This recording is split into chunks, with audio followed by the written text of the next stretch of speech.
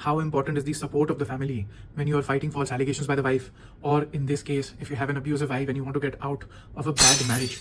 This is a great illustration for everyone to understand because I keep seeing this ever so often. A couple of weeks ago, this client came to us, said, "This is a horrible marriage. I want out."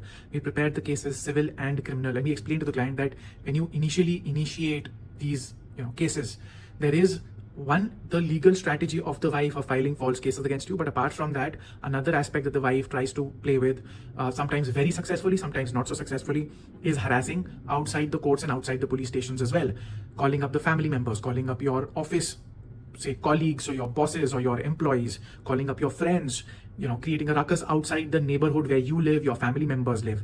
And in this particular case, knowing fully well that their son is going through this horrific marriage, the family members pressurized the boy to take the girl back just because the girl showed up at the neighborhood of the small town of the parents of the boy and created a huge amount of ruckus. I won't go into details because the case is kind of still going on, but the client said, "I don't want to file these cases. I'm taking my cases back and I'm taking my wife back just because my parents, despite my wishes, are forcing me." Now I say, if this was perhaps a love marriage, you could have said that, this is your ruckus, you fix it. This was an arranged marriage. And, the worst part of it all, when people ask me as a side note, what works better, arranged marriages or love marriages? And I say, I've seen an equal number of these marriages fall apart. But at the very least, I say, if you got your son married to this crazy person, at least you should be the one supporting your child and helping them get out of this mess rather than saying, no, you suffer this.